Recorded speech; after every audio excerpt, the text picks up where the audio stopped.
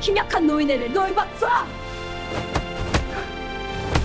저리 꺼져. 돈이나 챙겨가라고 이 거지 같은 거 사. 차가운 대리석 바닥에 던져진 봉투에서 10,000원짜리 지폐들이 흩어졌습니다. 주변 사람들의 비웃음 속에서 저는 고개를 들 수 없었죠. 손에 쥔 건 라면값 영수증 한 장뿐이었고 제 앞에 선 남자는 승리의 미소를 지으며 저를 내려다보고 있었습니다. 네가 감히 우리 아버지한테 접근해? 고작 고3 주제에? 떨리는 주먹을 꽉 쥐고 버티던 그 순간 회의실 문이 열리며 정장 차림의 사람들이 일제히 들어섰습니다. 그 선두에 선 나이 지긋한 남자. 국내 굴지 건설그룹의 주주들이 고개 숙여 인사하는 그 사람의 시선이 저와 마주쳤습니다. 다음 순간 그 눈빛이 흔들리더니 대리석 바닥에 무릎을 꿇었습니다. 하리나, 이게 대체 무슨 일이냐? 과연 그 회장은 왜 고3 여학생 앞에서 무너진 걸까요? 지금부터 라면 한 그릇이 만들어낸 기적 같은 이야기가 시작됩니다. 여러분의 따뜻한 구독과 좋아요를 기다립니다. 이 이야기는 서울 관악구의 한 고시원에서 생활하는 18살 여고생의 사연을 각색한 것입니다. 새벽 4시 편의점 형광등 불빛이 눈부셨습니다. 마지막 손님이 나간 뒤 저는 카운터를 닦으며 시계를 봤죠. 야간 알바 8시간이 이제 끝나가고 있었습니다. 뒤로 진열대를 정리하는 소리가 들렸고 정장님이 서아린, 오늘도 수고했어 하고 말씀하셨습니다. 네, 먼저 들어가세요. 마무리는 제가 할게요. 점장님이 나가시고 홀로 남은 편의점에서 저는 유통기한 임박 도시락을 하나 집어들었습니다. 50% 할인 스티커가 붙은 김치볶음밥 도시락이었죠. 계산대 앞에 서서 직원 할인까지 적용하니 1,500원이 나왔습니다. 지갑을 열었을 때 남은 돈은 13,000원. 이번 주를 버틸 마지막 생활비였습니다. 2,967원입니다. 전자음이 울리고 거스름돈을 받아 주머니에 넣었습니다. 가방을 메고 편의점 문을 나서는 순간 차가운 바람이 얼굴을 때렸죠. 12월 첫째 주 서울의 새벽은 영하 5도였습니다. 목도리를 고쳐 감고 골목길로 접어들었습니다. 고시원까지는 걸어서 10분 거리였죠. 발걸음을 옮기며 오늘 하루를 떠올렸습니다. 학교에서 담임 선생님이 하리나, 체육 특기자 전형 원서 넣어봐. 내 태권도 실력이면 장학금도 받을 수 있어. 하셨던 말이 귓가에 맴돌았습니다. 장학금, 그 단어만으로도 가슴이 뛰어. 대학만 갈 수 있다면 이 지옥 같은 생활에서 벗어날 수 있을 텐데요. 골목 어귀를 돌아서는데 이상한 소리가 들렸습니다. 둔탁한 소리와 함께 누군가 신음하는 소리였죠. 말걸음을 멈추고 귀를 기울였습니다. 돈 매나 영감, 지갑 어디 있어? 제발, 그만. 가로등 불빛이 닿지 않는 좁은 골목 안쪽에서 들리는 소리였습니다. 망설였죠. 관여하지 말아야 한다는 생각과 그냥 지나칠 수 없다는 마음이 충돌했습니다. 하지만 제 발은 이미 그 골목 안으로 들어가고 있었습니다. 누구야? 3명의 남자가 한 노인을 둘러싸고 있었습니다. 노인은 벽에 기댄 채 쓰러져 있었고 그 앞에 선 남자 하나가 주먹을 쥐고 있었죠. 제 심장이 빠르게 뛰기 시작했습니다. 뭐 하는 거예요? 목소리가 떨렸지만 최대한 단호하게 말했습니다. 남자들이 저를 돌아봤고 그중 한 명이 비웃듯 말했습니다. 꼬맹이가 어른 일을 끼어들어? 썩 꺼져. 할아버지한테서 떨어지세요. 지금 경찰 부를 거예요. 손을 주머니에 넣으며 휴대폰을 꺼내는 척했습니다. 사실 통화료가 없어서 문자만 쓸 수 있는 상태였지만요. 남자 하나가 저에게 다가왔고 저는 본능적으로 태권도 준비 자세를 취했습니다. 이거 봐라. 애가 발차기 할 줄 안다고 덤비네. 그가 제 팔을 잡으려는 순간 저는 옆으로 몸을 돌리며 그의 손목을 비틀었습니다. 체육관에서 100번도 넘게 연습한 동작이었죠. 그는 비명을 지르며 바닥에 무릎을 꿇었고 나머지 2명이 동시에 달려들었습니다. 몸이 저절로 움직였습니다. 왼쪽에서 날아오는 주먹을 피하며 돌려차기를 날렸고 오른쪽 남자의 다리를 걸어 넘어뜨렸습니다. 숨이 차올랐지만 멈출 수 없었죠. 3명 모두 바닥에 쓰러졌을 때 저는 떨리는 다리로 겨우 서 있었습니다. 다시는 이러지 마세요. 남자들은 욕설을 내뱉으며 골목을 빠져나갔습니다. 저는 노인에게 다가가 무릎을 꿇었죠. 할아버지, 괜찮으세요? 노인의 얼굴은 피범벅이었습니다. 입술이 터져 있었고 눈가에 멍이 들어 있었죠. 하지만 그 눈빛만큼은 또렷했습니다. 고맙네. 아가씨, 정원 가셔야 해요. 일어날 수 있으세요? 노인은 고개를 저었습니다. 돈이 없어. 그냥 집에 가면 돼. 제가 지갑을 꺼냈을 때 남은 돈은 1,500원이었습니다. 병원비는커녕 약값도 안 되는 돈이었죠. 망설이다가 노인의 손을 잡았습니다. 일단 일어나세요. 제가 도와드릴게요. 노인을 부축해 일으켰고 천천히 골목을 빠져나왔습니다. 24시간 편의점 불빛이 보였고 저는 그곳으로 노인을 데려갔습니다. 여기 앉으세요. 잠깐만요. 편의점 안으로 들어가 삼각김밥 2개와 컵라면 하나, 그리고 밴드와 소독약을 집었습니다. 계산대 앞에 섰을 때 점원이 제 교복을 보며 눈을 찡그렸지만 아무 말도 하지 않았습니다. 7,500원입니다. 지갑에 남은 돈을 모두 내밀었습니다. 거스름돈 3,000원을 받아 주머니에 넣고 밖으로 나왔죠. 노인은 편의점 앞 벤치에 앉아 고개를 숙이고 있었습니다. 할아버지, 드세요. 배고프시죠? 삼각김밥을 꺼내자 노인의 손이 떨렸습니다. 포장을 뜯어드리고 컵라면에 뜨거운 물을 부었습니다. 3분을 기다리는 동안 노인의 얼굴을 닦아드렸죠. 소독약을 바르자 노인이 작게 신음했습니다. 아프시죠? 조금만 참으세요. 밴드를 붙이고 나서 컵라면을 건넸습니다. 노인은 한참을 그것을 바라보다가 천천히 젓가락을 들었습니다. 면을 입에 넣는 순간 눈물이 흘러내렸죠. 왜? 이러시는 거예요? 노인은 고개를 저었습니다. 아니야, 그냥 고마워서. 우리는 말없이 라면을 먹었습니다. 차가운 새벽 공기 속에서 뜨거운 국물이 목으로 넘어갈 때마다 몸이 조금씩 녹는 것 같았죠. 라면을 다 먹고 나서 노인이 물었습니다. 아가씨, 이름이 뭔가? 서아린이요. 고3이에요. 고3. 아직 어린데 이런 걸 해주다니. 아니에요. 당연한 거예요. 노인이 주머니를 뒤지더니 명함 한 장을 꺼냈습니다. 하지만 저는 손을 저었죠. 됐어요? 그냥. 조심히 들어가세요. 하지만 정말 괜찮아요. 할아버지가 무사하신 게 다행이에요. 일어서려는데 노인이 제 손을 잡았습니다. 그 손은 거칠었지만 따뜻했습니다. 아가씨, 정말 고맙네. 꼭 보답하겠매. 저는 웃으며 고개를 저었습니다. 그리고 편의점을 나와 고시원으로 향했죠. 뒤돌아보니 노인은 여전히 그 자리에 서서 저를 바라보고 있었습니다. 방으로 돌아왔을 때 시계는 새벽 5시를 가리키고 있었습니다. 침대에 누웠지만 잠이 오지 않았죠. 오늘 만난 노인의 얼굴이 자꾸 떠올랐습니다. 왜 그렇게 막고 있었을까? 집은 어디일까? 무사히 도착하셨을까? 그런 생각들이 머릿속을 맴돌았습니다. 그러다 문득 제 지갑이 떠올랐습니다. 이제 남은 돈은 3,000원 뿐이었죠. 이번 주 금요일까지 버텨야 하는데 어떻게 해야 할까요? 한숨이 나왔지만 후회는 되지 않았습니다. 누군가를 도왔다는 사실만으로도 마음 한구석이 따뜻했으니까요. 눈을 감았습니다. 내일은 학교에 가야 하고 모레는 또 알바를 해야 합니다. 일상은 계속되겠죠. 하지만 오늘 밤만큼은 제가 누군가에게 도움이 되었다는 사실이 저를 지탱해 주었습니다. 그렇게 저는 잠에 들었습니다. 내일 아침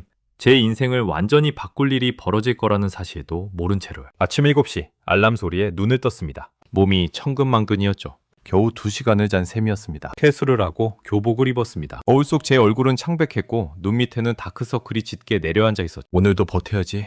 가방을 메고 고시원에 나섰습니다. 학교까지는 지하철로 세정거장 거리였죠. 역 계단을 내려가며 주머니 속 교통카드를 만졌습니다. 잔액이 얼마 남지 않았을 텐데 오늘은 괜찮을까요? 지하철 안은 출근하는 사람들로 가득했습니다. 구석자리에 서서 손잡이를 잡았죠. 창밖으로 흐르는 풍경을 보며 어젯밤 일을 떠올렸습니다. 노인의 얼굴, 떨리던 그 손, 그리고 꼭 보답하겠네 하던 그 말. 괜한 걱정이 들었습니다. 무사히 집에 가셨을까요? 학교에 도착한 시각은 8시 10분이었습니다. 정문을 들어서는데 이상한 분위기가 느껴졌죠. 학생들이 웅성거리며 무언가를 보고 있었습니다. 저도 모르게 그쪽으로 고개를 돌렸습니다. 저게 뭐야?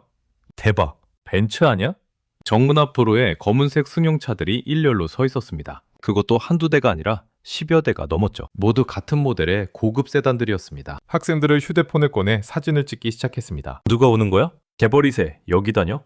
저는 그냥 지나치려 했습니다. 저와는 상관없는 일이라고 생각했죠. 하지만 그 순간 차 문이 열리기 시작했습니다. 검은 정장을 입은 사람들이 일제히 내렸고 그들 사이에서 한 노인이 모습을 드러냈습니다. 심장이 멎는 것 같았습니다. 어젯밤 골목에서 만났던 바로 그 노인이었죠. 하지만 지금의 모습은 완전히 달랐습니다. 깔끔한 정장에 코트를 걸치고 주변 사람들의 보좌를 받으며 걸어오는 모습은 평범한 노인이 아니었습니다. 저분이 누구야? 모르겠는데? 엄청난 사람 같은데? 노인의 시선이 학생들을 훑었습니다. 그리고 제 눈과 마주쳤죠. 노인의 얼굴에 미소가 번졌습니다. 저는 본능적으로 뒤로 물러서려 했지만 이미 늦었습니다. 저기, 노인이 손가락으로 저를 가리켰습니다. 주변 정장 입은 사람들이 일제히 저를 향해 고개를 돌렸죠. 학생들의 시선도 모두 제게 쏠렸습니다. 서아린 학생, 맞지? 옆에 서 있던 한 남자가 물었습니다. 저는 고개를 끄덕일 수밖에 없었죠. 노인이 천천히 제게 다가왔습니다. 어젯밤, 정말 고마웠네.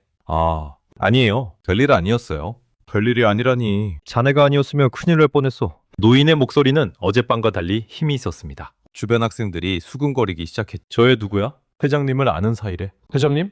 그 순간 노인 옆에 있던 남자가 명함을 꺼냈습니다. 저는 한국건설그룹 비서실장입니다. 회장님께서 오늘 아침 일찍부터 아가씨를 찾으셨습니다. 명함을 받아든 제 손이 떨렸습니다. 한국건설그룹이라는 글자가 눈에 들어왔죠. 국내 건설업계 3위 안에 드는 대기업이었습니다. 회장님, 이신가요? 노인이 부드럽게 웃었습니다. 방도윤이라고 하네? 어젯밤에 자네한테 큰 신세를 졌어. 머릿속이 하얘졌습니다. 제가 도운 사람이 재벌 회장이었다뇨? 믿을 수가 없었죠. 저는 정말 아무것도 아니야. 자네는 목숨을 구해줬어. 회장님은 비서에게 손짓했습니다. 비서가 서류 가방에서 수표 한 장을 꺼냈죠. 금액은 자네가 원하는 만큼 쓰게. 보답을 하고 싶네. 백지수표였습니다. 주변 학생들이 숨을 죽였죠. 저는 손사래를 쳤습니다. 안 돼요. 저는 그냥 도와드린 거예요. 하지만 정말 괜찮아요. 저는 그냥 당연한 일을 했을 뿐이에요. 회장님의 눈빛이 흔들렸습니다. 그 눈에는 놀라움과 함께 무언가 다른 감정이 섞여 있었죠. 자네, 정말 돈이 필요하지 않나? 순간 목이 메었습니다. 필요했죠. 너무나도 필요했습니다. 고시원 월세, 생활비, 학원비, 교재비. 돈이 있다면 이 모든 게 해결될 텐데요. 하지만 제 입에서 나온 말은 달랐습니다. 필요해요. 하지만 이렇게 받을 수는 없어요. 왜? 할아버지를 도운 건 돈 때문이 아니었으니까요. 침묵이 흘렀습니다. 회장님은 한참을 저를 바라보다가 수표를 도로 집어넣었습니다. 그럼 뭘 원하나? 저는 잠시 생각했습니다. 그리고 주머니에서 구겨진 영수증 하나를 꺼냈죠. 어젯밤 편의점에서 받은 영수증이었습니다. 이거 라면값이요? 7,500원. 이것만 주시면 돼요. 회장님의 얼굴이 굳었습니다. 비서는 당황한 표정으로 회장님을 쳐다봤죠. 학생들도 웅성거렸습니다. 미쳤나? 백지수표를 받아하고 7,500원? 무슨 콘셉트야? 하지만 저는 진심이었습니다. 그게 제가 쓴 돈의 전부였고 그것만 받으면 됐으니까요. 회장님이 천천히 지갑을 꺼냈습니다. 그리고 10,000원짜리 한 장을 건넸죠. 거스름돈은? 아니야. 거스름돈까지 10,000원을 받아든 순간 회장님의 손이 제 손을 감쌌습니다. 할인이. 자네 같은 아이를 오랜만에 보는구먼. 그 손은 따뜻했습니다. 어젯밤 골목에서 느꼈던 것과 같은 온기였죠. 나 부탁 하나만 들어주겠나? 무슨 부탁이요? 이번 주말에 우리 집에 와줄 수 있나? 제대로 인사도 못했고 자네한테 하고 싶은 말도 있어. 저는 망설였습니다. 재벌 회장의 집에 간다는 게 부담스러웠죠. 하지만 거절할 수가 없었습니다. 네, 갈게요.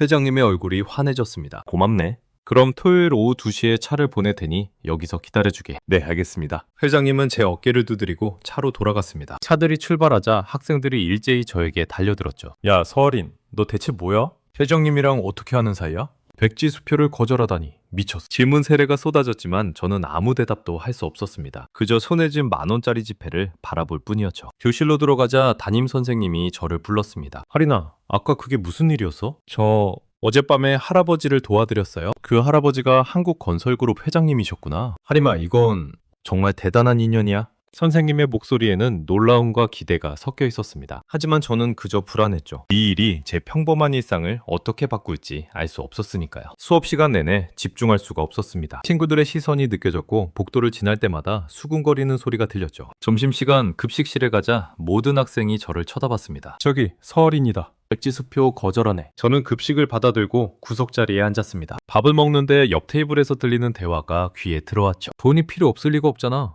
고시원에서 혼자 산다며? 그럼 왜 거절한 거야? 컨셉트지 뭐. 나중에 더 큰 거 노리는 거 아니야? 손가락을 쥔 손에 힘이 들어갔습니다. 컨셉트라니요? 저는 그저 진심으로 행동했을 뿐인데 사람들은 제 마음을 믿지 않았습니다. 오후 수업이 끝나고 집으로 돌아가는 게 휴대폰이 울렸습니다. 모르는 번호였죠? 여보세요? 할인 학생, 저는 한국건설그룹 비서실입니다. 토요일 일정 확인차 전화드렸습니다. 아, 네. 오후 2시에 학교 정문 앞으로 차량을 보내드리겠습니다. 편한 복장으로 나오시면 됩니다. 네, 감사합니다. 전화를 끊고 한숨을 쉬었습니다. 이틀 뒤면 재벌 회장의 집에 가게 되는 거였죠. 어떤 집일까요? 무슨 이야기를 나누게 될까요? 온갖 생각이 머릿속에 스쳤습니다. 고시원 방문을 열고 들어섰을 때 저는 문득 깨달았습니다. 제 인생이 어제와 오늘 사이 그 짧은 시간 동안 완전히 달라졌다는 것을요. 토요일 아침 저는 평소보다 일찍 일어났습니다. 시계를 보니 9시였죠. 옷장을 열고 한참을 고민했습니다. 재벌 회장님 댁에 간다는데 입고 갈 옷이 마땅치 않았어요. 교복 아니면 후드티와 청바지뿐이었으니까요. 결국 제일 깨끗한 청바지에 흰색 니트를 골랐습니다. 거울을 보며 머리를 빗었죠. 창백한 얼굴에 볼터치라도 해야 하나 싶었지만 화장품 하나 없는 제 방에서는 어쩔 도리가 없었습니다. 오후 1시 반 고시원을 나섰습니다. 학교까지는 지하철로 20분 거리였죠. 정문 앞에 도착하니 이미 검은색 세단 한 대가 서 있었습니다. 차 옆에선 기사님이 저를 보더니 정중하게 인사했습니다. 서어린 학생이십니까? 네, 맞아요. 회장님께서 기다리고 계십니다. 편하게 타주십시오. 뒷좌석 문이 열렸습니다. 가죽 시트에 앉자 은은한 향이 코를 자극했죠. 차가 출발하고 창밖으로 익숙한 풍경들이 흘러갔습니다. 어디로 가는 거예요? 성북동입니다. 30분 정도 걸립니다. 성북동이라는 말에 가슴이 쿵 내려앉았습니다. 서울에서 제일 비싼 동네 중 하나였죠. 차는 좁은 골목길을 올라 한적한 주택가로 들어섰습니다. 고급스러운 주택들이 질비했고 높은 담장 너머로 정원수들이 보였습니다. 차가 멈춘 곳은 특히나 큰 대문 앞이었습니다. 담장만 해도 3m는 넘어 보였죠. 대문이 자동으로 열리고 차는 천천히 안으로 들어갔습니다. 입이 벌어졌습니다. 넓은 마당에 잘 가꾸어진 정원, 그 끝에 보이는 현대식 저택. 드라마에서나 보던 풍경이 눈앞에 펼쳐졌죠. 도착했습니다. 차에서 내리니 현관문이 열리며 강도윤 회장님이 나오셨습니다. 편안한 캐시미어 스웨터에 면바지 차림이었죠. 왔구나, 하리나. 어서 들어오렴. 안녕하세요, 회장님. 회장님은 무슨? 그냥 할아버지라고 불러도 돼? 현관을 들어서자 넓은 거실이 나타났습니다. 높은 천장에 샹들리에가 달려 있었고 대리석 바닥이 반들반들 빛났죠. 하지만 회장님은 저를 거실이 아닌 뒤쪽으로 안내했습니다. 이리 오렴. 내가 제일 좋아하는 곳을 보여줄게. 복도를 지나 뒷문으로 나가니 작은 텃밭이 나타났습니다. 상추, 고추, 토마토가 자라고 있었고 한쪽에는 평상도 놓여 있었죠. 여기가 텃밭이에요? 그래. 나는 이 집에서 여기가 제일 좋아. 화려한 건 질렸거든. 회장님은 평상에 앉으며 저도 앉으라고 손짓했습니다. 나란히 앉으니 따뜻한 햇살이 얼굴을 비쳤습니다. 하리나, 너 부모님은 어디 계시니? 예상했던 질문이었습니다. 저는 잠시 망설이다 대답했죠. 안 계세요. 어릴 때 교통사고로 돌아가셨어요. 그래서 혼자 사는구나? 네. 오시원에서 지내면서 편의점 알바하고 있어요. 회장님의 눈빛이 흔들렸습니다. 그 눈에는 연민이 아닌 무언가 더 깊은 감정이 담겨 있었죠. 나도 가족을 잃어서. 네? 40년을 함께한 아내를 5년 전에 보냈지. 암이었어. 회장님의 목소리가 떨렸습니다. 그리고 3년 전에는 손녀를 잃었어. 교통사고였지. 제 가슴이 철렁 내려앉았습니다. 손녀분이 16살이었어.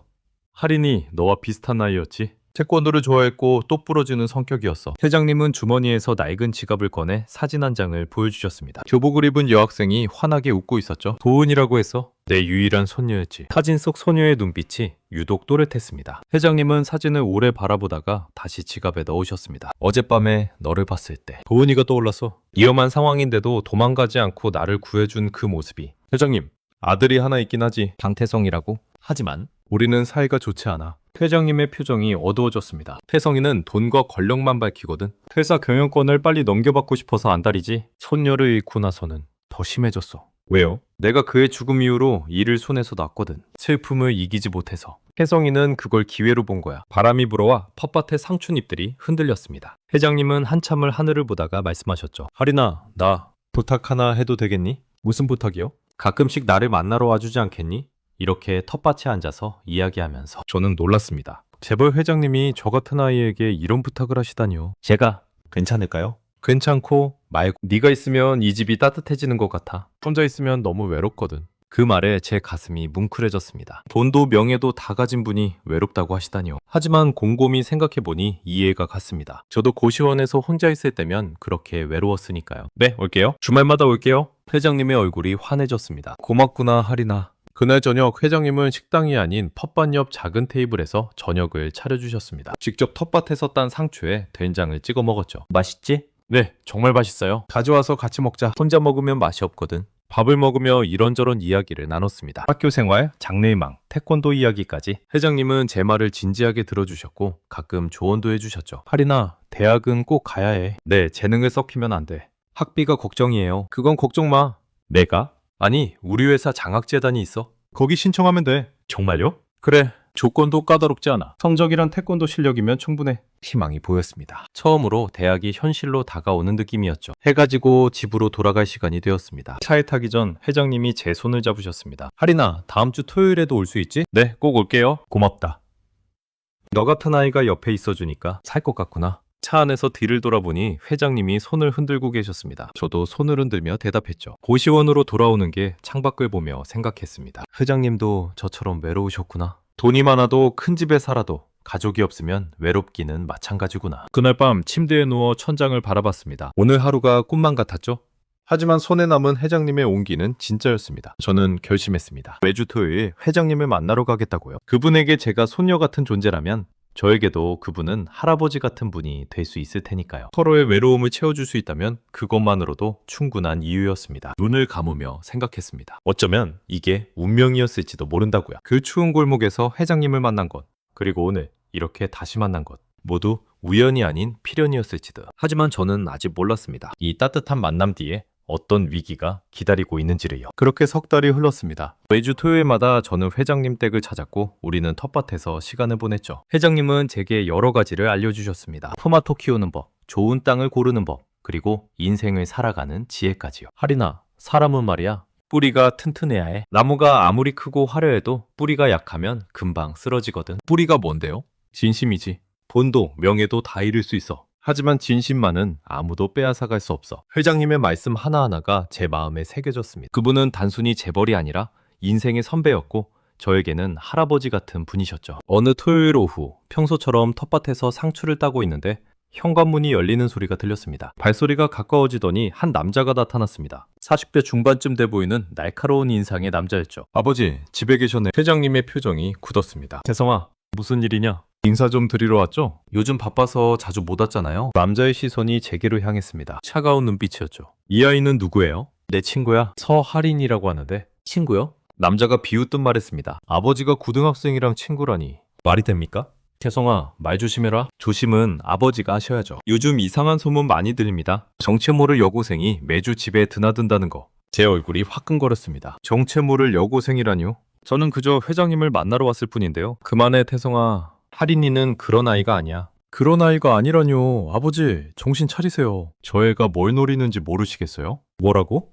회장님의 목소리가 높아졌습니다. 하지만 태성은 물러서지 않았죠. 저의 신상 다 조회해봤습니다. 부모 없는 고아, 고시원에서 혼자 살면서 편의점 알바하는 애. 딱 봐도 돈이 필요한 처지 아닙니까? 태성아, 그런 애가 갑자기 아버지한테 착한 척하면서 접근하는 게 이상하지 않으세요? 분명 뭔가 노리는 게 있을 겁니다. 제 주먹이 저절로 쥐어졌습니다. 분노가 치밀어 올랐지만 참았습니다. 여기서 화를 내면 태성의 말만 증명하는 꼴이 될 테니까요. 실례하겠습니다. 저는 일어서서 인사했습니다. 회장님이 제 팔을 잡았죠. 하린아, 가지 마. 괜찮아요, 회장님. 저 오늘은 이만 가볼게요. 하지만 다음 주에 또 올게요. 저는 태성을 지나쳐 집을 나왔습니다. 현관에 나서는데 뒤에서 목소리가 들렸죠. 이봐요, 학생. 돌아보니 태성이 서 있었습니다. 그의 손에는 봉투 하나가 들려 있었죠. 이거 받아요. 뭔데요? 500만 원 들어있어요. 앞으로 우리 아버지한테 접근하지 마세요. 봉투를 보는 순간 모욕감이 밀려왔습니다. 필요 없어요? 필요 없긴. 고시원 월세 밀린 거 알고 있어요. 이 돈이면 1년치는 낼 수 있을 텐데. 그래도 필요 없어요. 강하게 나오네요. 그럼 얼마면 되죠? 1,000만 원? 2천만 원? 돈으로 해결되는 게 아니에요. 혜성이 코웃음을 쳤습니다. 세상물 좀 모르는 소리 하네. 돈으로 안 되는 게 어디 있어요? 적어도 저는 아니에요. 대단하네. 그럼 뭘 원하는 겁니까? 상속? 아니면 양녀 입적? 제 얼굴이 불타올랐습니다. 하지만 침착하게 대답했죠. 전 아무것도 원하지 않아요. 그냥 회장님이 외로워 보여서 찾아뵐 뿐이에요. 외롭다고? 웃기는 소리 하네. 우리 아버지가 얼마나 많은 사람들에게 둘러싸여 사는데, 하지만 그분은 외로워요. 혼자 텃밭에서 밥 드실 때, 손녀 사진 보실 때, 그분 눈빛을 보면 알 수 있어요. 혜성의 표정이 일그러졌습니다. 감히 내 딸 이야기를 입에 담아? 죄송해요. 하지만 회장님이 먼저 말씀하신 거예요. 저랑 손녀분이 비슷하다고? 비슷하긴. 우리 도훈이는 명문가 자제였어요. 당신 같은 거지와는 차원이 달라요. 그 순간 참았던 감정이 터져나왔습니다. 그래요? 저는 거지예요. 부모도 없고 돈도 없고 의지할 사람도 없어요. 하지만 적어도 저는 진심으로 회장님을 대해요. 돈이나 유산 같은 거 생각 안 하고요. 진심? 웃기는 소리. 믿으시든 말든 상관없어요. 하지만 저는 계속 회장님을 만날 거예요. 그분이 원하시는 한요. 저는 돌아서서 걸어갔습니다. 뒤에서 태성의 목소리가 들렸죠. 후회할 겁니다.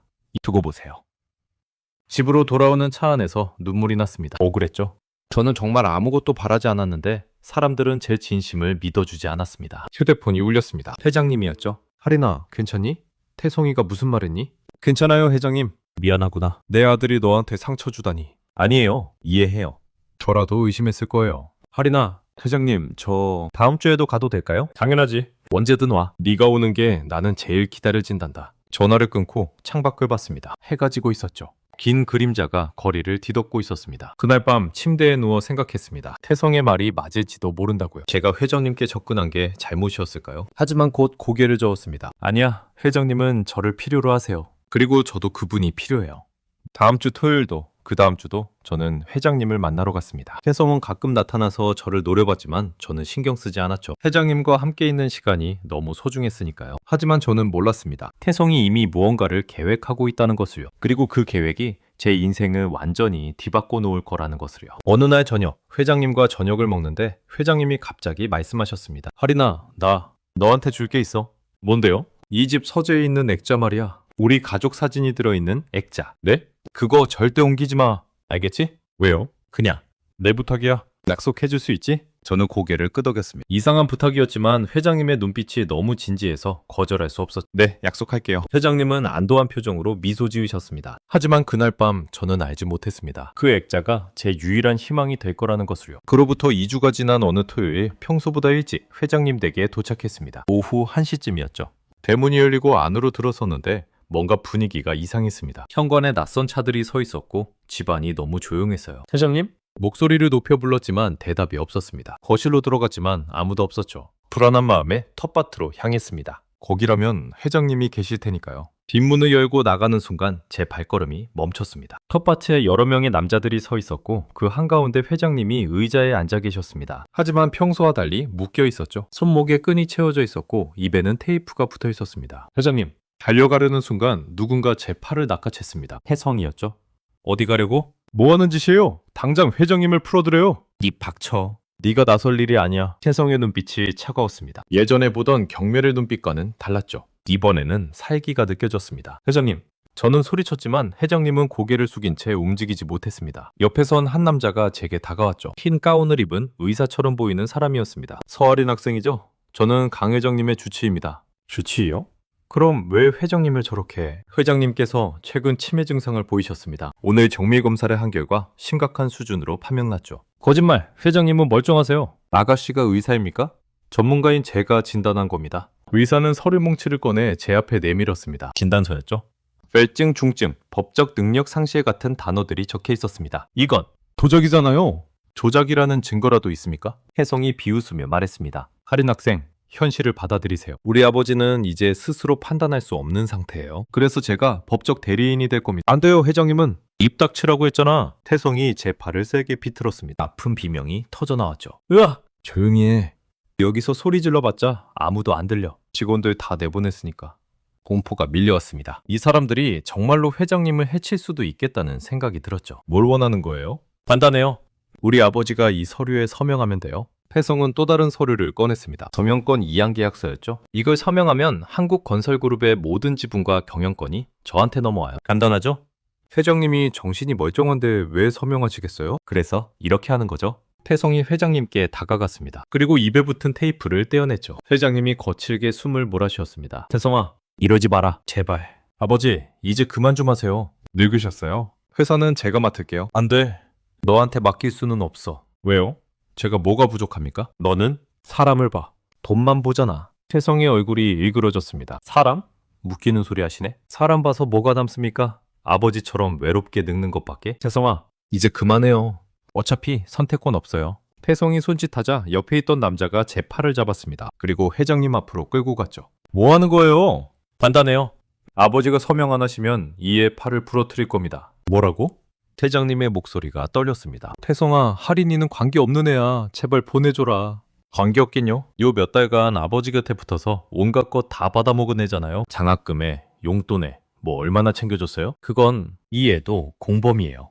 아버지 재산 노리고 접근한 거죠. 그러니까 이 애도 대가를 치러야 해요. 남자가 제 팔을 더 세게 비틀었습니다. 뼈가 부러질 것 같은 고통이 밀려왔죠. 으아! 할인아! 회장님이 의자에서 일어나려 했지만 묶인 채로는 움직일 수 없었습니다. 그만해. 제발 그만해. 서명하시면 됩니다. 지금 당장이요. 태성이 서류와 펜을 회장님 앞에 놓았습니다. 회장님의 손이 떨렸죠. 안 돼요, 회장님. 서명하시면 안 돼요. 저는 소리쳤지만 남자가 제 입을 막았습니다. 숨을 쉴 수가 없었죠. 할인아, 미안하다. 회장님의 목소리에 눈물이 섞여 있었습니다. 너를 지켜주지 못해서. 회장님의 손이 펜을 집었습니다. 그리고 천천히 서류에 서명했죠. 한 글자 한 글자 쓸 때마다 회장님의 어깨가 떨렸습니다. 서명이 끝나자 태성이 서류를 낚아챘습니다. 잘하셨어요, 아버지. 이제 편히 쉬세요. 할인이는 보내줘라. 걱정 마세요. 보내드릴게요. 영원히요. 태성이 손짓하자 남자들이 저를 끌고 갔습니다. 회장님이 소리쳤죠. 태성아, 약속했잖아. 할인이는 보내준다고. 보내긴 보내죠. 창고에다가요? 뭐라고?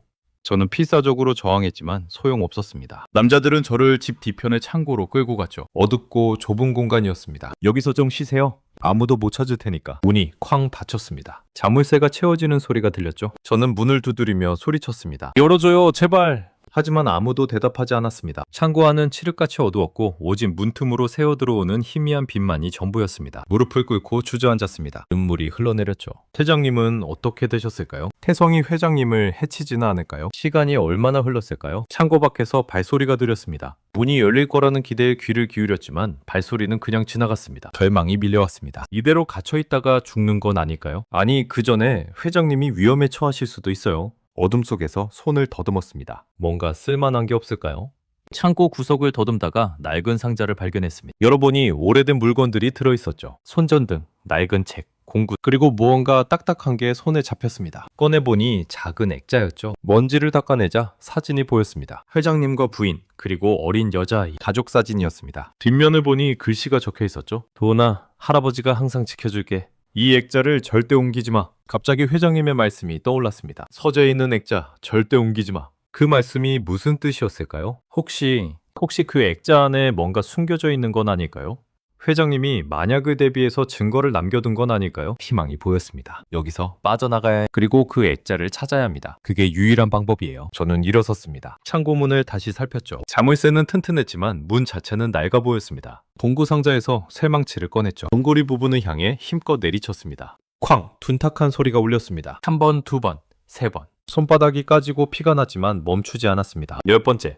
타격 끝에 문고리가 삐걱거리기 시작했습니다. 조금만 더요. 조금만 더 하면 돼요. 마지막 힘을 다해 내리쳤습니다. 문고리가 떨어져 나갔고 문이 열렸습니다. 밖으로 나왔습니다. 해가 이미 저물어 있었. 몇 시간이나 갇혀 있었던 걸까요? 집 안은 조용했고 불빛도 거의 꺼져 있었습니다. 조심스럽게 집 안으로 들어갔습니다. 서재로 가야 해요. 그 액자를 찾아야 합니다. 복도를 조심스럽게 걸었습니다. 신발을 벗고 맨발로 걸어서 소리가 나지 않도록 했죠. 심장이 미친 듯이 뛰었습니다. 언제 누가 나타날지 몰랐으니까요. 2층으로 올라가는 계단을 발견했습니다. 회장님이 예전에 말씀하셨죠? 서재는 2층 끝방이야. 내가 제일 아끼는 공간이지. 한 계단 한 계단 올라갈 때마다 나무가 삐걱거렸습니다. 2층 복도에 도착했습니다. 끝에 문 하나가 보였죠? 손잡이를 천천히 돌렸습니다. 다행히 잠겨있지 않았어요. 문이 열리고 서재가 나타났습니다. 벽면 가득 책들이 꽂혀 있었고 창가에는 큰 책상이 놓여 있었습니다. 달빛이 창문으로 들어와 방 안을 희미하게 비췄죠. 액자를 찾기 시작했습니다. 책상 위, 책장 위, 벽면 여러 곳을 살펴봤지만 가족 사진 액자는 보이지 않았습니다. 초조함이 밀려왔죠. 분명 여기 있다고 하셨는데요. 그때 책상 서랍을 열었습니다. 서류들이 가득했고 그 아래 천으로 쌓인 무언가가 있었어요. 조심스럽게 꺼내 천을 벗겼습니다. 액자였습니다. 회장님 가족 사진이 들어있는 바로 그 액자였죠. 사진 속 회장님은 훨씬 젊어 보였고 옆에는 아름다운 부인과 어린 손녀가 웃고 있었습니다. 뒷면을 살폈습니다. 나사로 고정되어 있었죠. 서랍에서 드라이버를 찾아 나사를 풀기 시작했습니다. 손이 떨려서 제대로 돌리기가 힘들었어요. 나사 4개를 모두 풀자 뒷판이 떨어졌습니다. 그 안에 작은 봉투 하나가 숨겨져 있었죠. 봉투를 열었습니다.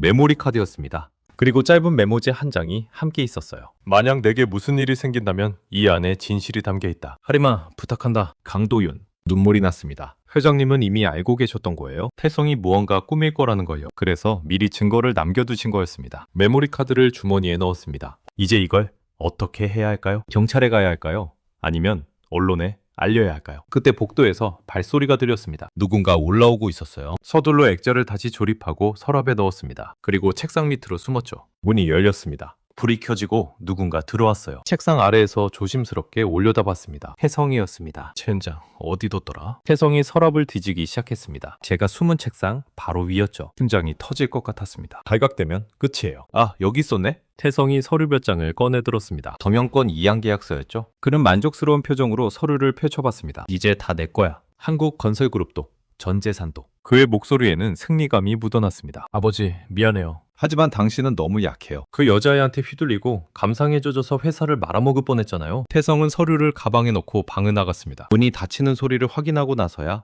저는 숨을 내쉬었습니다. 책상 밑에서 나와 창문으로 다가갔습니다. 아래바닥에 차들이 서 있었고 태성이 차에 타는 모습이 보였죠. 차가 출발하고 대문이 닫혔습니다. 이제 회장님을 찾아야 해요. 저는 서재를 나와 집안을 수색하기 시작했습니다. 1층 거실, 식당, 주방. 하지만 회장님은 보이지 않았어요. 텃밭으로 나갔습니다. 말빛 아래 평상이 보였고 그 위에 누군가 쓰러져 있었죠. 회장님, 달려가 보니 회장님이었습니다. 여전히 손목이 묶여 있었고 입에는 다시 테이프가 붙어 있었어요. 서둘러 테이프를 떼어냈습니다. 하리나, 네가. 회장님, 괜찮으세요? 너 어떻게 나왔니? 창고문을 부수고 나왔어요. 회장님의 눈에 눈물이 고였습니다. 미안하다 하리나. 내가 너를 지켜주지 못했구나. 아니에요. 이제 괜찮아요. 손목의 끈을 풀어드렸습니다. 회장님은 손목을 주무르시며 한숨을 쉬셨죠. 태성이.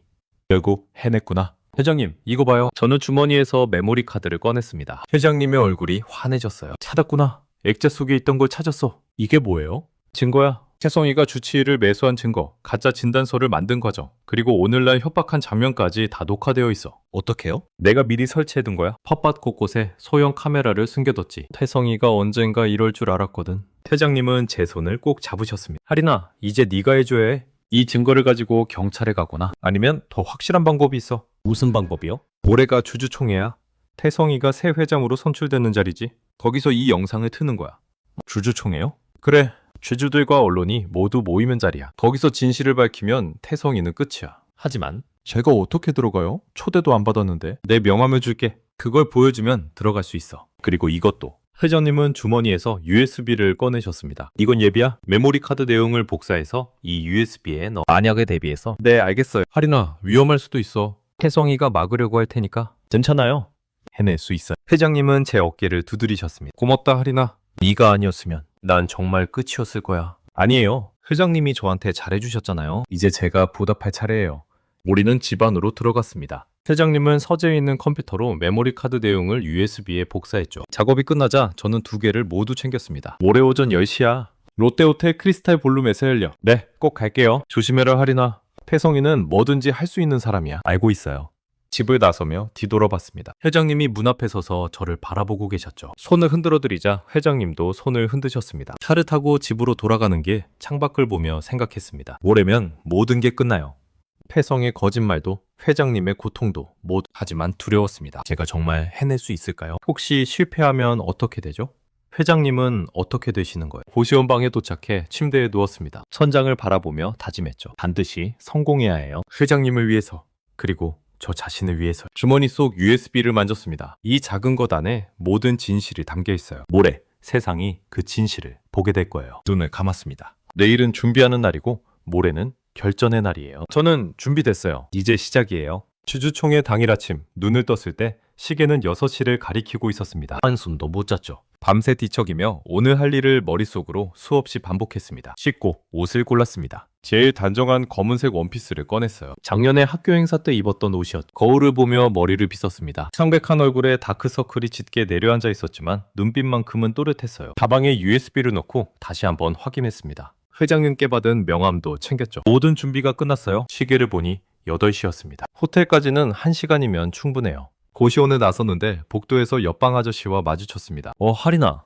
어디 가니? 옷 멋지게 입었네. 네, 중요한 일이 있어서. 그래, 조심히 다녀와. 지하철을 타고 시청역으로 향했습니다. 평일 아침이라 출근하는 사람들로 붐볐죠. 저는 구석에 서서 손잡이를 잡았습니다. 주머니 속 USB를 계속 만지작거렸어요. 할 수 있어. 반드시 해내야 해. 마음속으로 되뇌었습니다. 회장님을 생각하니 용기가 났어요. 그분이 저를 믿고 계세요. 실망시킬 수 없어요. 시청역에 도착해 롯데호텔로 걸어갔습니다. 거대한 건물이 눈앞에 나타났죠. 입구에는 이미 많은 사람들이 드나들고 있었습니다. 정장을 입은 사람들, 카메라를 든 기자들 모두 바쁘게 움직이고 있었어요. 심호흡을 하고 입구로 들어갔습니다. 로비는 화려했고 천장에 샹들리에가 눈부시게 빛났죠. 안내 데스크에 한국건설그룹 주주총회 표지판이 보였습니다. 실례합니다.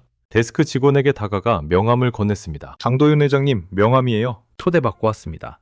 직원이 명함을 확인하더니 고개를 끄덕였어요. 신분증 확인 부탁드립니다. 학생증을 보여줬습니다. 직원이 잠깐 이상한 표정을 지었지만 곧 입장권을 건넸죠. 크리스탈 볼룸 3층입니다. 엘리베이터 타고 올라가시면 돼요. 감사합니다. 입장권을 받아들고 엘리베이터로 향했습니다. 여러 사람들과 함께 탔고 3층에서 내렸어요. 복도를 따라가니 거대한 문이 나타났습니다. 크리스탈 볼룸이라는 금빛 글씨가 붙어 있었죠. 문을 열고 들어가자 숨이 막혔습니다. 천장까지 닿는 샹들리에, 수백 개의 의자가 줄지어 놓여 있는 넓은 홀, 그리고 전면에 거대한 스크린. 이미 많은 사람들이 자리에 앉아 있었어요. 뒤쪽 구석 자리에 앉았습니다. 눈에 띄지 않는 게 좋을 테니까요. 주변을 살폈습니다. 앞줄에는 양복을 입은 중년 남자들이 앉아 있었고 옆쪽에는 기자들이 카메라를 설치하고 있었죠. 9시 50분 사람들이 자리를 잡기 시작했습니다. 웅성거리는 소리가 점점 커졌어요. 저는 가방에서 USB를 꺼내 손에 쥐었습니다. 10시 정각 조명이 어두워지고 단상에 불이 켜졌습니다. 한 남자가 마이크 앞에 섰어요. 사회자였습니다.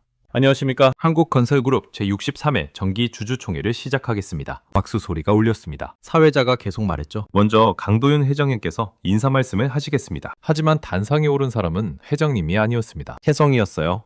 안녕하십니까. 한태성입니다. 아버지를 대신해서 인사드리겠습니다. 태성의 목소리는 자신감으로 가득했습니다. 여러분께서 아시다시피 저희 아버지께서는 최근 건강이 좋지 않으십니다. 의학적으로 치매 진단을 받으셨고 더 이상 경영 판단을 내리실 수 없는 상태입니다. 장내가 술렁거렸습니다. 태성은 서류를 들어볼 여기 주치의의 진단서가 있습니다. 그리고 아버지께서 직접 서명하신 경영권 이양 계약서도 있습니다. 따라서 오늘부로 제가 한국건설그룹의 새로운 회장으로 취임하게 됐습니다. 박수 소리가 울렸지만 어딘가 어색했어요. 몇몇 사람들은 고개를 갸우뚱하며 수군거렸죠. 그럼 이제 새로운 경영 방침에 대해 말씀드리겠습니다. 태성이 발표를 시작했습니다. 하지만 저는 더 이상 들을 수 없었어요. 지금이에요.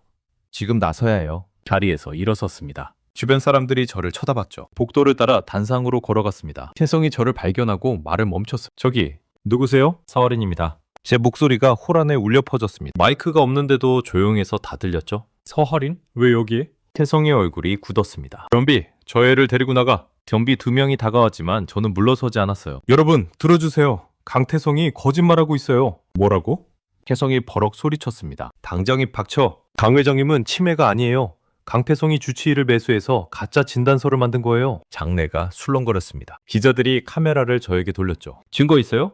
증거도 없이 헛소리하지 마. 태성이 다가왔습니다. 하지만 저는 주머니에서 USB를 꺼냈어요. 증거 여기 있어요. USB를 높이 들어올렸습니다. 사람들이 웅성거렸죠. 이 안에 모든 진실이 담겨 있어요. 강태성이 회장님을 협박한 장면, 주치의와 짜고 가짜 진단서 만든 과정, 그리고 저를 감금한 것까지 전부요. 거짓말, 그거 조작이야.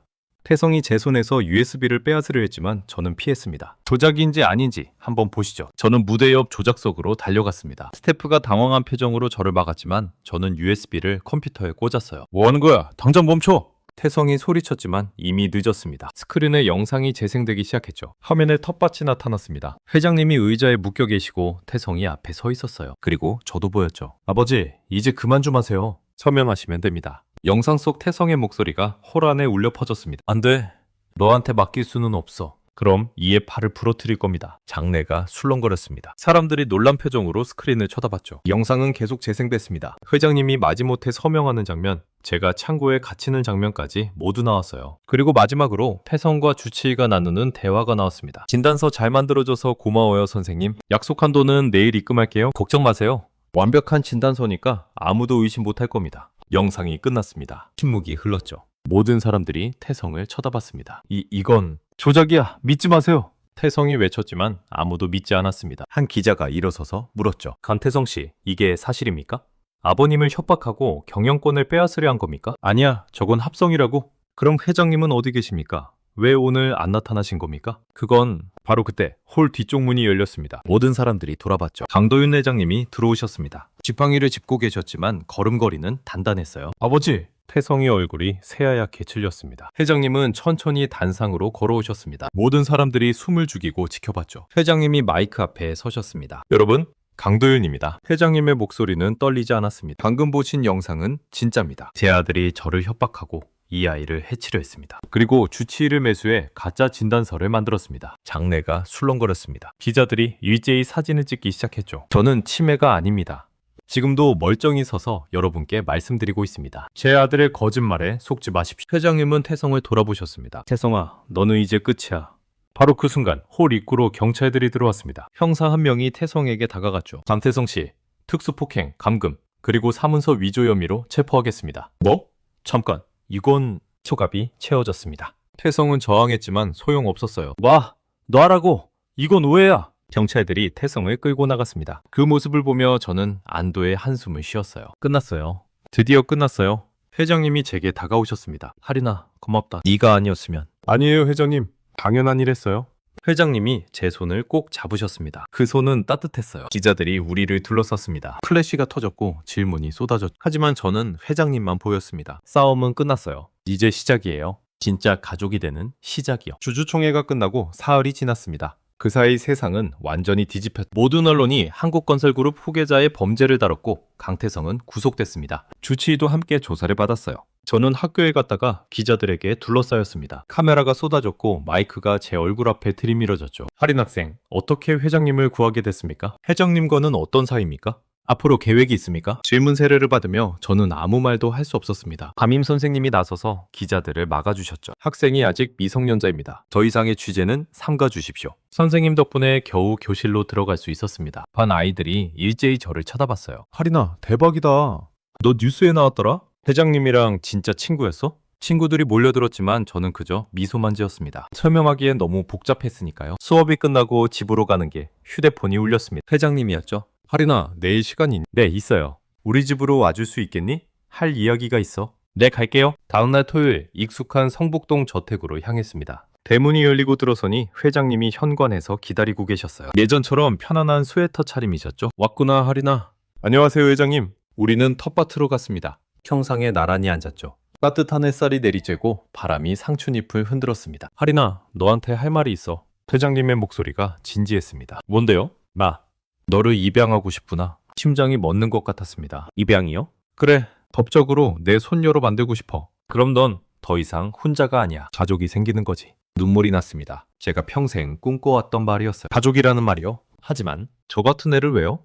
왜긴, 넌 이미 내 손녀나 다름없잖아. 지난 몇 달간 함께 보낸 시간이 그걸 증명해. 회장님이 제 손을 잡으셨습니다. 하리나, 나도 외로웠어. 가족을 잃고 나서 이 큰 집에서 혼자 사는 게 얼마나 힘들었는지 몰라. 하지만 네가 와주고 나서 살아있는 기분이 들었어.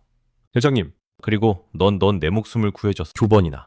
첫 번째는 골목에서, 두 번째는 주주총회에서. 이제 내가 너한테 보답할 차례야. 보답은 필요 없어요. 저는 그냥 알아. 너는 아무것도 바라지 않았어. 그게 바로 네가 특별한 이유야. 하리나, 제발 내 손녀가 되어주겠니? 저는 울면서 고개를 끄덕였습니다. 네, 할아버지. 회장님도 눈물을 흘리셨습니다. 우리는 한참을 안고 울었죠. 세상에서 가장 외로웠던 두 사람이 이제 서로의 가족이 되는 순간이었습니다. 그날 저녁 회장님은 변호사를 불러 입양 절차를 시작했습니다. 서류를 작성하고 법원 신청을 준비했죠. 석 달 후면 정식으로 회장님의 손녀가 될 수 있다고 했습니다. 그때까지 여기서 살면 안 될까? 여기요?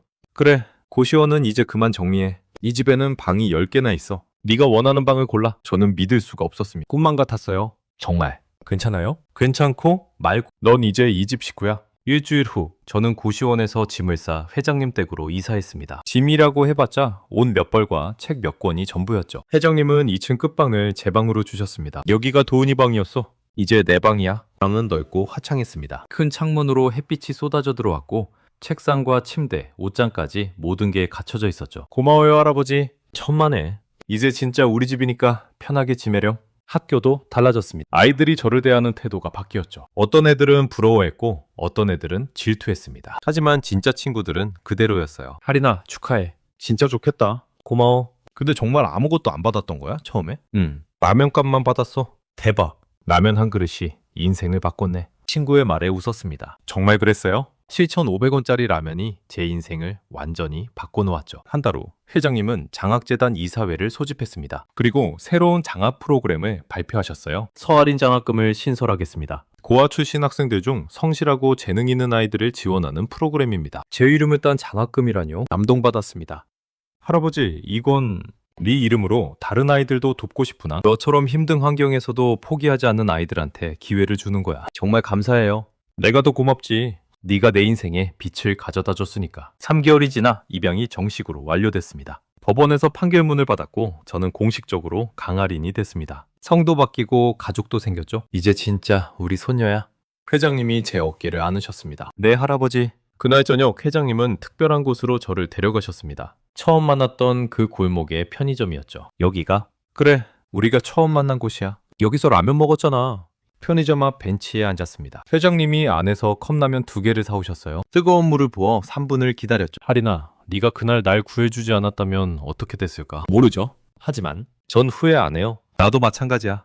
네가 내 인생에 들어온 건 기적이었어. 우리는 라면을 먹었습니다. 7,500원짜리 컵라면이었지만 어느 고급 식당 음식보다 맛있었어요. 추운 새벽 공기 속에서 따뜻한 국물을 마시며 우리는 웃었습니다. 할아버지, 약속해요. 뭘? 앞으로도 계속 함께 있어요. 서로 외롭지 않게요. 물론이지. 약속해.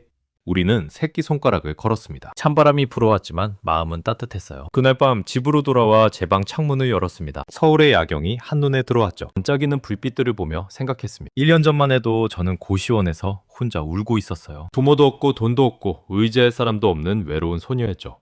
하지만 지금은 달라요. 가족이 생겼고 집이 생겼고 미래가 보이기 시작했어요. 그 모든 게 라면 한 그릇에서 시작됐습니다. 7,500원으로 산 그 라면이 제 인생을 바꿨죠. 아니, 정확히 말하면 그날 밤 제가 내린 선택이 모든 걸 바꾼 거예요. 도망가지 않고 회장님을 구한 선택. 돈을 받지 않고 진심을 보여준 선택. 위험을 무릅쓰고 진실을 밝힌 선택. 그 모든 선택들이 지금의 저를 만들었어요. 침대에 누워 눈을 감았습니다. 내일 아침이면 할아버지가 텃밭에서 저를 부르실 거예요. 함께 아침을 먹고 이야기를 나누고 웃을 거예요. 더 이상 혼자가 아니에요. 꿈속에서 저는 웃고 있었습니다. 행복한 꿈이었어요. 할아버지와 텃밭에서 토마토를 따고 평상에 앉아 이야기하는 꿈이었죠. 세상은 때로 잔인하지만 때로는 기적처럼 아름답기도 합니다. 진심은 통한다는 걸, 선한 마음은 결국 보답받는다는 걸 저는 배웠어요. 그리고 가장 중요한 건 돈이나 명예보다 진심이 더 가치 있다는 거예요. 라면 한 그릇의 따뜻함이 백지수표보다 더 큰 의미를 가질 수 있다는 거죠. 저는 이제 알아요. 가족이란 피로 이어지는 게 아니라 마음으로 이어지는 거라는 거요. 할아버지와 저는 피 한 방울 섞이지 않았지만 누구보다 친한 가족이 됐으니까요. 이 이야기를 듣는 누군가에게 말하고 싶어요. 포기하지 마세요. 힘들어도 진심을 잃지 마세요. 언젠가 기적 같은 일이 찾아올 거예요. 저처럼요. 라면 한 그릇처럼 작은 선의가 언젠가는 인생을 바꾸는 큰 기적이 될 수 있으니까요.